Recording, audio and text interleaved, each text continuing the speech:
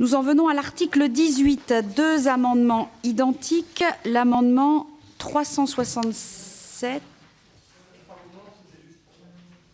Monsieur Robinet. Ah oui, d'accord, mais vous inquiétez pas, vous êtes hop, tout de suite. Hop, monsieur Robinet. Clac, ça y est. Monsieur Accoyer, c'est voilà. Oui, ça va sans doute bien. Allez, hop. Allez, amendement 367 de Madame la rapporteure. Alors, il s'agit là aussi de vous proposer de rétablir donc la rédaction adoptée à l'Assemblée nationale à une nuance près. Le présent amendement donc traite du tiers payant. Vous ne serez pas étonné si je vous dis que la rapporteure regrette que le Sénat ait rejeté cet article, puisque les avancées adoptées dans le texte issu de l'examen en première lecture dans notre Assemblée avaient permis, après là aussi de nombreux échanges, de sécuriser et de simplifier les modalités d'application du mécanisme du tiers payant en écartant les principales zone d'ombre qui avait suscité un fort débat dans le dispositif initial. Alors, je rappelle ces avancées, la définition d'un calendrier progressif de déploiement du tiers payant et aussi la prise en compte de la demande des professionnels de santé quant aux garanties qu'ils sont légitimement en droit d'exiger, à savoir la garantie de paiement, et ce, dans un délai raisonnable. S'agissant des modalités concrètes de mise en œuvre du tiers payant, nous avions adopté un article prévoyant la remise d'un rapport établi conjointement par les caisses nationales d'assurance maladie et par les organismes complémentaires. J'ai rencontré donc les représentants la semaine dernière à l'occasion de cette nouvelle lecture et ils m'ont fait part, que ce soit pour les organismes complémentaires ou pour les caisses nationales d'assurance maladie, du bon avancement des travaux, puisqu'ils se réunissent régulièrement depuis le printemps, dans une approche qu'ils ont qualifiée les uns et les autres d'une approche pragmatique et constructive. Donc, je crois qu'il convient que nous puissions rétablir cet article 18 avec les principes que nous avions nous-mêmes fixés et en modifiant la date de remise du rapport, puisque ce rapport, d'après leur dire, pourrait être remis dans le mois qui suivra la promulgation de cette loi. Et donc nous serons à ce moment-là conformes, bien évidemment, à la délibération de nos assemblées. Merci. Donc amendement identique présenté par Monsieur Sirugue. Oui, Madame la Présidente, c'est en effet un amendement identique à celui qui vient d'être présenté par notre rapporteur et qui est présenté au nom de l'ensemble des membres du groupe socialiste, républicain et citoyen. Tout le temps, nous considérons qu'il est important de montrer notre engagement sur le tiers payant, qui est en effet pour nous une mesure forte. Je ne développerai pas ce que vient de dire notre rapporteur, mais bien évidemment, nous sommes totalement en phase avec son argumentation. Merci. Donc, les demandes de parole. Monsieur Robinet. Merci, Madame la Présidente. Cet article 18 du projet de loi sera, en tout cas, la plus grave erreur qu'aura fait la majorité durant ce quinquennat. Les arguments qui ont été déployés durant je dirais, toutes les périodes de discussion ne sont pas acceptables, ne sont pas entendables. Il est vrai que c'est une mesure et une promesse du candidat Hollande, une proposition totalement dogmatique, notamment lorsque l'on parle d'accès aux soins pour l'ensemble de nos concitoyens. On le sait, aujourd'hui, nos concitoyens les plus démunis, les plus défavorisés, ont déjà accès à un tiers payant. Et ce que nous refusons, c'est que ce tiers payant soit généralisé, et ce, pour plusieurs raisons. Première raison, bien sûr, est la question de la mise en place de ce tiers payant généralisé. Madame la rapporteure, vous avez dit que les complémentaires assurances et autres travaillaient pour mettre au point techniquement la mise en place de ce tiers payant généralisé. Il semblerait qu'ils aient un double langage, puisque quand nous les recevons également, même s'ils se sentent obligés d'y travailler, ils nous disent clairement que ça amène un certain nombre de difficultés et qu'ils ne seront pas prêts en tout cas le moment venu. Deuxièmement, il y a un problème également juridique au sens large du terme, puisque aujourd'hui, ce qui lie un médecin ou un professionnel de santé à son patient, il y a un contrat, c'est le fait également qu'il y ait un échange, je dirais pas d'argent, mais il y a le contrat, le fait que le patient paye lui-même le médecin ou le professionnel de santé, établit un contrat, et ce contrat n'existe plus dès lors qu'il n'y a plus d'action de payer le médecin directement, et que ce secteur payant généralisé donc remet à plat ce fameux contrat.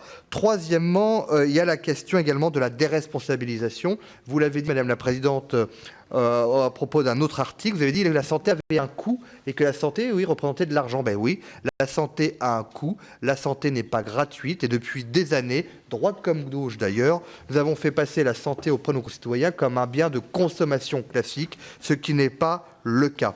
Quatrièmement, je crois qu'aujourd'hui, et c'est la suite logique, je dirais, de la proposition de loi Leroux, vous accentuez ces fameux réseaux de soins. Car en fait, avec ce tiers payant généralisé, on sait très bien qu'à un moment ou à un autre, la Caisse de l'assurance maladie va se retirer du remboursement de telle ou telle prestation ou prescription, et qu'on va de plus en plus de poids, et notamment aux complémentaires, aux mutuelles ou autres organismes assurantiels. Et de ce fait, nous allons accentuer ces fameux réseaux de soins qui, en tout cas, vont entraver la liberté de choix du patient pour choisir son médecin.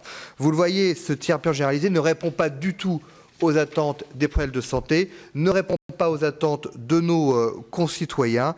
Et s'il y a un point où nous sommes d'accord, c'est qu'il faut réformer ce système de santé.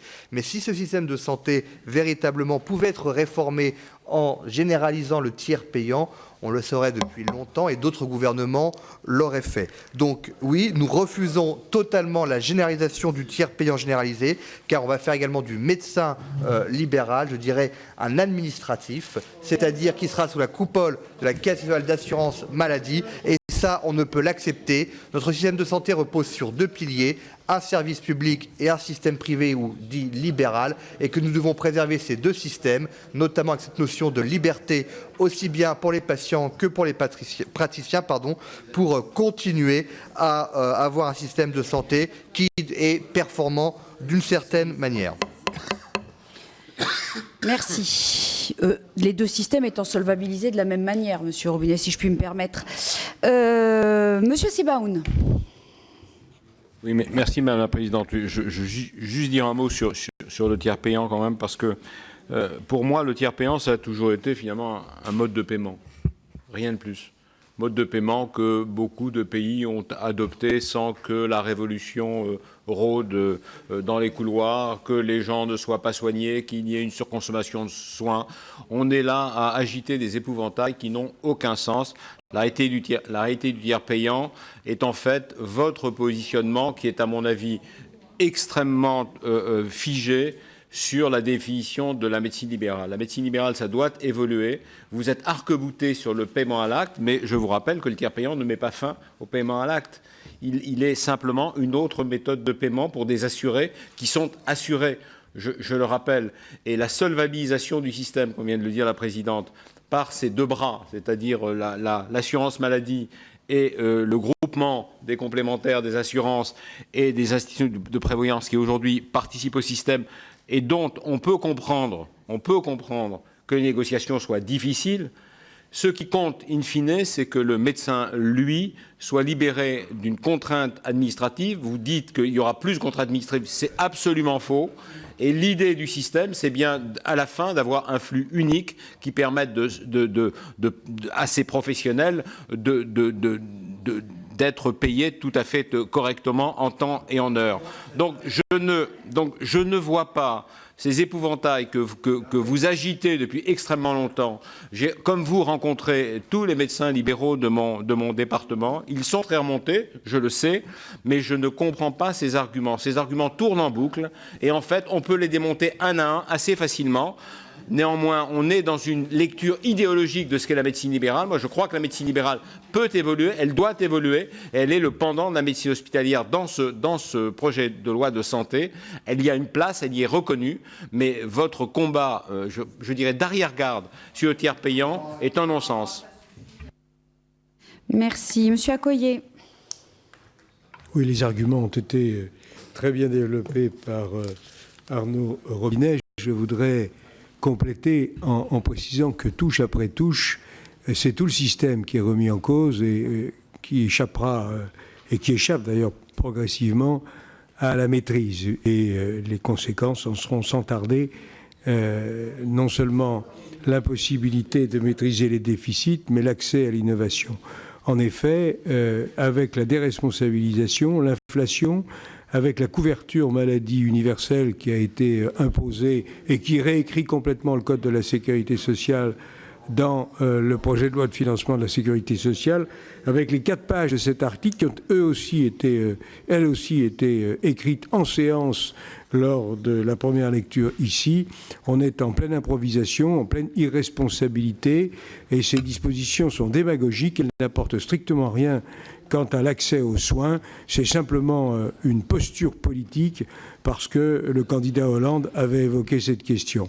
Ça n'est pas responsable et c'est pour cette raison que nous ne voterons pas cet amendement. Merci. Vous avez dû confondre avec la protection universelle maladie, monsieur Accoyer. Vous avez dit CMU, mais c'est la PUMA dont vous vouliez parler. Oui, c'est pas grave. C'est pas grave, oui, c'est PUMA. Monsieur Dor. Merci, Madame la Présidente. Oui, vous ne serez pas étonné, Monsieur le rapporteur. Madame... Oh, pardon. Madame la rapporteure. Excusez-moi. Excusez-moi. Excusez-moi. Bon, vous ne serez pas étonné que nous saluons, bien entendu. Non plus, je vous connais, donc je vous apprécie particulièrement, vous le savez. Voilà. Vous ne serez pas étonné que nous saluons le travail du Sénat, qui a tout à fait compris qu'on ne faisait pas de médecine sans les médecins. Or, vous le savez, Monsieur Sebaoun, il y a un divorce total entre les médecins et entre votre gouvernement. D'ailleurs, ils vous le diront le 13 novembre prochain. Ils boycotteront la conférence de santé du Premier ministre. Les médecins combattent l'application de ce tiers payant généralisé. Et ils veulent que ce soit volontaire pour les médecins et en aucun cas que ce soit une obligation. Or, les travaux qui ont été menés par le groupe de travail qui est chargé, que la ministre de la Santé a chargé d'effectuer, a montré que le dossier du tiers payant montre des dysfonctionnements. Vous le savez très bien, des dysfonctionnements même sur le périmètre actuel. Alors, il est évident que le groupe d'opposition, les Républicains, refuse la généralisation du système du tiers payant généralisé parce que vous changez le paradigme de la médecine libérale. Ce n'est pas notre option. Alors, si nous revenons, et je vous le dis, si nous revenons au pouvoir en 2017, sachez qu'il sera immédiatement supprimé. Vous avez gagné la première manche, mais vous ne gagnerez pas la partie, je vous le confirme. Madame Carré-Comte. Oui, merci Madame la Présidente. Moi, je voudrais simplement essayer de battre en brèche. Alors, j'allais dire une bonne fois pour toutes, mais ça ne marchera pas parce que vous allez recommencer la séance publique la semaine prochaine. Mais bon, je vais essayer quand même. Essayer de démentir cette idée qui voudrait que, parce qu'il y aurait la CMU-C et l'aide à l'acquisition de la complémentaire santé, il n'y aurait pas de problème d'accès aux soins dans notre pays. Je voudrais simplement rappeler les chiffres, les plafonds maximum de ressources pour bénéficier pour une personne seule de ces aides-là. Pour la CMU-C, c'est 720 € par mois pour une personne seule. Pour l'aide à l'acquisition de la complémentaire santé, c'est 973 € par mois. Et encore, ce sont des plafonds que notre gouvernement a augmentés ces dernières années pour qu'on puisse augmenter le nombre de personnes y bénéficiant. Mais quand vous voyez ces chiffres, vous voyez bien que la réalité, c'est qu'aujourd'hui, on peut être au-dessus des plafonds de ressources nécessaires pour bénéficier de la CMU-C et de l'ACS et avoir, oui, des difficultés financières pour se soigner. Et donc, il y a aujourd'hui, et c'est une réalité, il y a de nombreuses études pour le démontrer, vous la niez, mais elle est pourtant réelle, des difficultés d'accès aux soins et des comportements de refus de soins pour des raisons financières. Et donc, oui, le tiers payant généralisé est une mesure qui aura une dimension d'accès aux soins et qui permettra à des personnes qui aujourd'hui ne peuvent pas se rendre chez le médecin de pouvoir le faire désormais parce que nous aurons réglé cette question de la contrainte financière et que nous considérons qu'il ne doit pas y avoir entre le médecin et son patient de barrières financières dans les relations aux soins parce que nous parlons bien de soins et de santé publique. Merci. Monsieur Jacquin. la Présidente. Tout d'abord, il est difficile de comparer les systèmes de santé d'un pays à l'autre. Ils sont totalement donc différents. Quand on veut comparer le système français avec les autres pays ou vice-versa, il faut faire extrêmement donc attention. Mes collègues donc sont intervenus sur ce point, donc je ne reprendrai pas ce qu'ils ont dit donc auparavant. Mais concernant donc l'accès aux soins des plus démunis, j'insiste bien sur ce point, il y a une couverture qui est parfaite à ce sujet. Il est vrai que pour certaines catégories de personnes, il y a donc des difficultés. Mais ce qu'il ne faut quand même pas oublier, c'est que les médecins de notre pays sont là pour soigner, non pas pour faire des tâches administratives. C'est ce qu'ils ne veulent pas. Et si vous avez fait de la médecine, vous saurez comment ça se passe, d'accord, dans ces cas-là.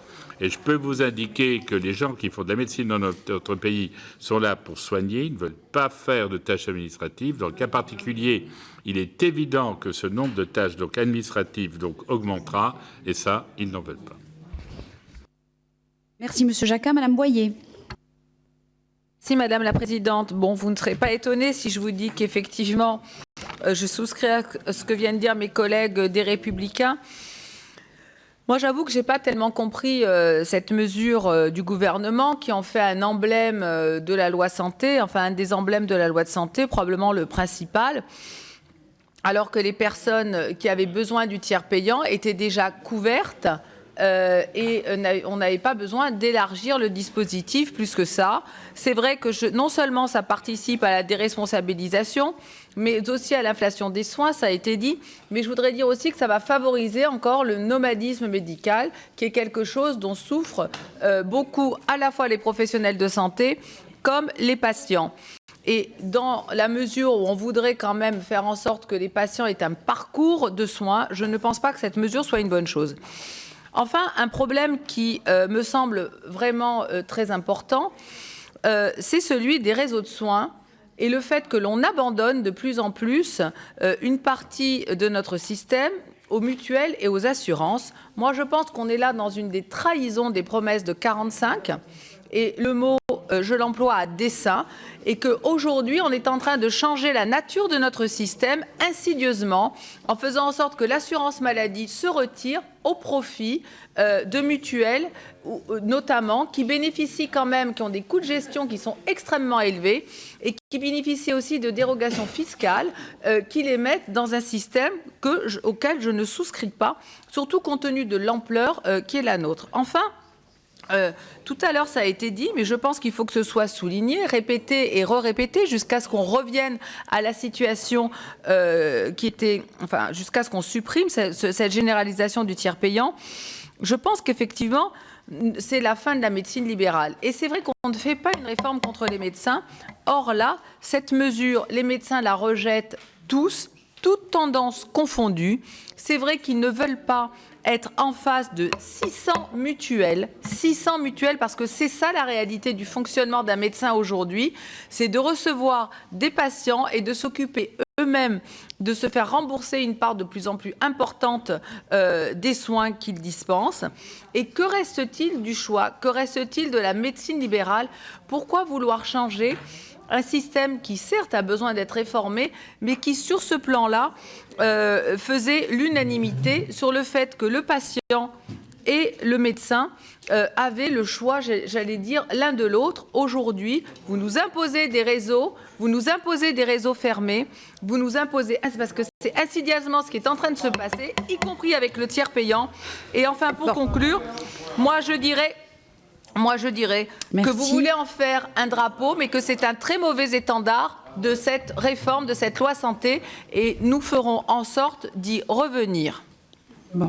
Avant de donner la parole à Monsieur Bapt, répétez, puisqu'il faut répéter que les gens auront toujours le choix de leur médecin. Monsieur Bapt. Il n'y a pas les médecins dans les réseaux. Oui, Madame la Présidente. Je voudrais faire remarquer qu'il y a des pays où existe le tiers payant et où la médecine libérale vit. C'est simplement la première remarque. Vous dites que tous les médecins sont contre le tiers payant. Certains et je pense une minorité, sont contre le tiers payant par esprit de système, parce qu'ils sont restés sur les déclarations d'établissement de la médecine libérale telle qu'elle fut fondée au lendemain de la guerre. Mais l'immense majorité des médecins ne craignent qu'une chose, ce sont les complications administratives et techniques, et ce sont les retards de paiement. C'est ce à quoi travaille en ce moment, et ça se concrétisera par un rapport l'assurance maladie et les organismes complémentaires.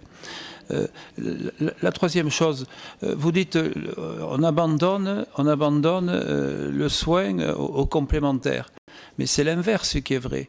Si vous voyez la façon dont évolue aujourd'hui la prise en charge par l'assurance maladie, par les complémentaires et le reste à charge, vous apercevez que c'est l'assurance maladie qui progresse dans la prise en charge des soins qui sont remboursables, que la part des complémentaires diminue et que le reste à charge diminue, sous l'effet d'un certain nombre de mesures.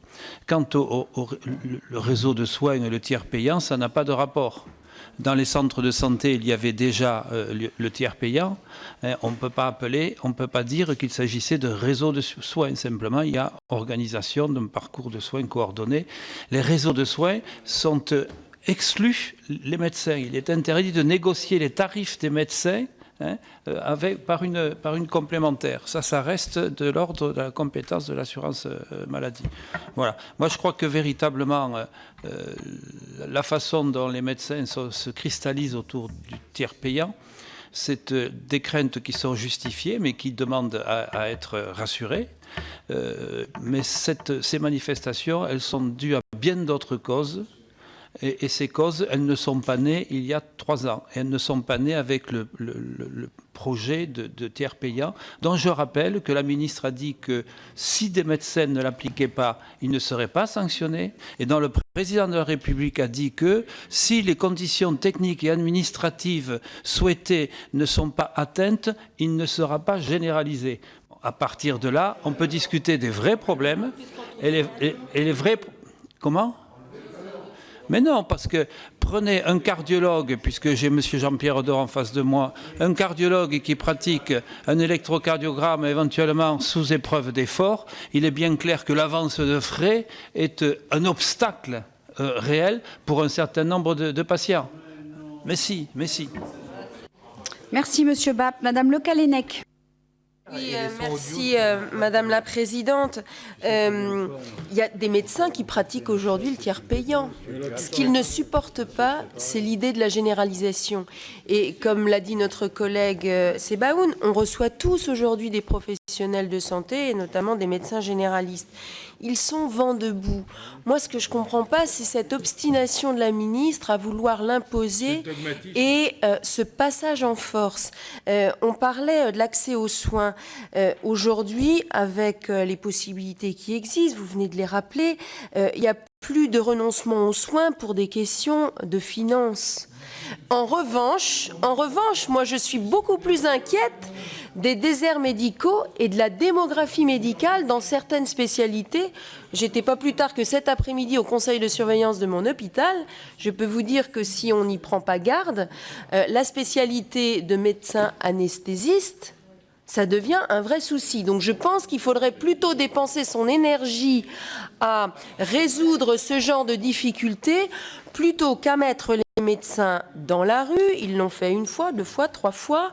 Vous avez observé comme nous les résultats aux dernières élections professionnelles et vous avez vu que les organisations syndicales de médecins qui remportaient la mise sont celles qui sont parmi les plus opposées à la mise en œuvre de cette réforme. Vous l'avez rappelé, pour eux, c'est un symbole, l'étatisation de la médecine, les contraintes administratives, le fait d'être obligé d'aller chercher les remboursements des mutuelles. Il y a encore beaucoup de médecins généralistes qui pratiquent seuls. ça faut pas l'oublier, et une mainmise de la sécurité sociale et surtout des mutuelles sur en effet tout le système de santé. Donc je crois qu'ils ont envoyé suffisamment de signaux pour que la ministre réalise que c'est pas la meilleure voie à suivre pour réformer le système de santé, surtout que dans le même projet de loi de santé, elle semble vouloir remettre les médecins généralistes au centre et au cœur du parcours de soins, et elle les braque, alors même qu'elle prétend en faire les acteurs principaux. Il y a là une contradiction qui est excessivement mal vécue sur le terrain. Je crois que le plus sage, ce serait tout simplement de retirer cet article qui concerne la généralisation du tiers payant. Surtout si le président de la République lui-même dit que s'ils ne veulent pas l'appliquer, ils ne l'appliqueront pas. Alors, à quoi ça sert de voter des lois si derrière... Alors, c'est comme les impôts. Hein, on va avoir la ministre de la Santé un jour qui va dire ne l'appliquez pas alors qu'on vient de la voter, ne payez pas vos impôts alors qu'on vous a demandé. Il faut arrêter, je crois, à un moment donné, il faut en devenir raisonnable. Le pays a suffisamment d'autres sujets de discorde pour ne pas en rajouter un. Celui-là, il est quand même important. Merci. Madame Delaunay. Madame Le Callennec dit que notre gouvernement et la ministre devraient mettre leur énergie à s'occuper de questions. Il est allumé. Il est allumé de questions telles que les médecins anesthésistes, enfin mettre leur énergie ailleurs que sur le tiers payant. Eh bien, moi, je soutiens fondamentalement les médecins et la médecine en général. Mais je trouve que les médecins devraient mettre leur énergie quelquefois à défendre des grandes causes de santé publique et à dire nous allons nous en emparer et on va bouleverser la situation. Or, ils parlent majoritairement du tiers payant, du tarif de la consultation et quelquefois, et je vais le mettre dans la grande consultation qu'ils ont lancée, je trouve qu'ils devraient aussi s'emparer des questions de santé publique contre lesquelles nous butons. Merci. Madame Poletti. Si, Madame la Présidente, les médecins sont accablés par cette mesure. Ils sont même plus en colère, ils sont accablés et démunis et même désespérés. Les médecins, en tout cas dans mon département, sont dans cet état d'esprit parce que mon département manque de médecins. Et on est en train de leur dire qu'ils vont devoir passer encore plus de temps sur leur papier, sur leur administration, et notamment sur la problématique qui est quand même assez française dans ses caractéristiques, l'organisation des remboursements par les complémentaires. Chez nous, on a une très grande diversité de complémentaires. Ce n'est pas forcément le cas dans les autres pays. Et les médecins vont devoir courir après les remboursements des complémentaires. Quand ils vont avoir des patients qui vont déménager, qui vont changer de situation familiale ou changer de mutuelle, ce sera eux qui devront courir après ça. Et donc ces médecins, en tout cas chez moi, mais comme dans beaucoup d'endroits en France, qui ont des journées surchargées, eh bien, n'ont pas forcément envie de passer du temps administratif. Et je pense que nous, qui sommes conscients de ces problématiques de démographie médicale, nous devrions privilégier le temps médical plutôt que le temps administratif et leur donner la possibilité plutôt de soigner les gens plutôt que de passer du temps à remplir des dossiers et à aller chercher leur dû. Donc je pense, comme mes collègues, qu'il faut absolument s'opposer à cet amendement de la rapporteure. Bien, merci. Tout le monde aura pris la parole. Monsieur Lurton, peut-être vous n'êtes pas manifesté, il n'y a plus que vous, non? Il est aussi contre. Bien. Merci, Monsieur Lurton. Madame la rapporteure. Merci, Madame la Présidente. Bien, écoutez, je crois qu'il n'y a pas d'argument nouveau par rapport au débat de la première lecture. Je peux constater que l'opposition reste sur son opposition, avec des arguments que l'on a entendus, que l'on a déjà débattus, et pour certains d'entre eux, que l'on peut comprendre, et qui sont exprimés avec, je crois, beaucoup de franchise, puis d'autres qui relèvent d'une franchise médicale, oui, si vous voulez, et pour d'autres, avec une posture qui est plus politique et Évidemment, ceux qui sont par principe opposés, j'aurai peu d'arguments à déployer et je pense que je ne les convaincrai pas ce soir. Je n'ai pas grand-chose à ajouter à ce qui a été dit par notre collègue Gérard Sebaoun, Fanélie Carré-Comte ou Gérard Bapt. Je remercie Fanélie Carré-Comte d'avoir redonné un certain nombre de données chiffrées. Car bien évidemment, Madame Le Callennec, l'objectif du tiers payant, ce n'est pas, dans cet article 18, ce n'est pas de s'adresser à des publics qui, par ailleurs, en bénéficient déjà.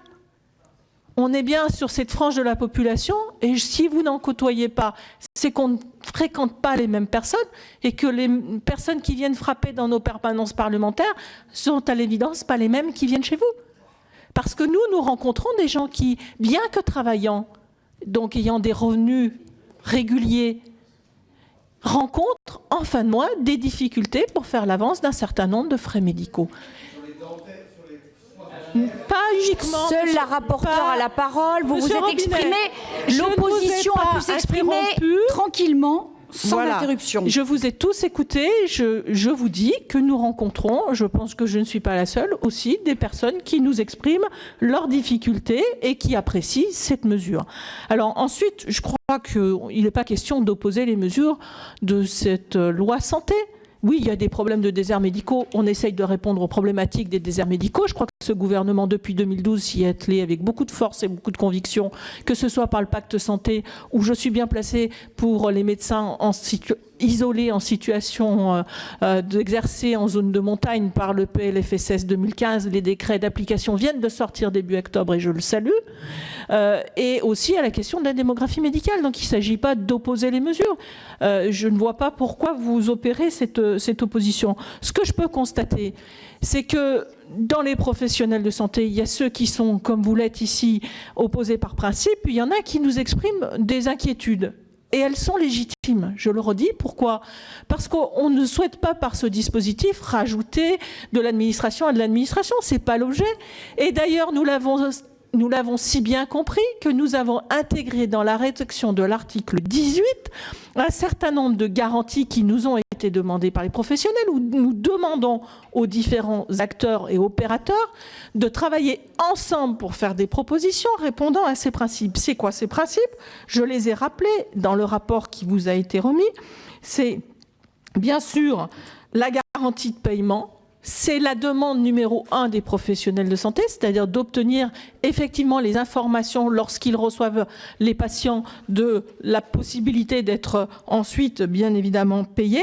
2, le délai, mais le délai est aujourd'hui moins important que peut-être il y a même quelques mois quand cela nous était évoqué. Et 3, les modalités, avec la formule qui a été retenue de pouvoir bénéficier d'un flux de paiement unique. Les différents acteurs qui travaillent dans le groupe de travail que j'ai évoqué, M. Robinet, sont venus, je ne les ai pas forcés à s'exprimer, ils se sont exprimés librement, en employant les mêmes termes et en me disant, alors ils vous ont peut-être pas dit la même chose, mais voilà, c'était une audition tout à fait officielle dont le rendu est ici dans le rapport et qui dit que rien ne peut laisser supposer aujourd'hui qu'ils n'arriveront pas à trouver une solution qui garantira les principes que je viens d'évoquer. Quelle sera cette solution ? Elle est encore actuellement en train d'être travaillé, mais en tout cas, force est de constater que depuis le mois de mars où nous avons adopté en première lecture cet amendement, eh bien, le processus a été enclenché avec des acteurs qui travaillent ensemble et qui vont faire des propositions. Voilà, donc moi, je pense qu'il faut revenir à la rédaction de l'article 18 tel que adopté par l'Assemblée nationale, en laissant le temps à ce travail d'aller jusqu'au bout. Et c'est la raison pour laquelle je vous propose que nous intégrions dans ce rapport la remise à la ministre en charge de la Santé de ce rapport dans un délai d'1 mois à compter de la promulgation de la loi, ce qui fait que quand on fait le décompte à l'envers, si je puis dire, eh bien nous serons bien dans les temps pour la mise en œuvre de la première étape de cet article 18 qui, comme vous le savez, est prévu pour le mois de juillet 2016. Bien, je vous remercie. Donc nous passons au vote sur ces 2 amendements identiques de rétablissement de l'article 18 avec un avis favorable. Qui est pour ? Qui est contre ? Ils sont adoptés, identiques. L'article 18 est réintroduit. Article 18, terre A. Nous avons un amendement de suppression de Madame la rapporteure. Alors, oui, il s'agit donc de vous proposer de supprimer l'article relatif au droit pour les bénéficiaires du RSA socle de bénéficier de la CMU-C.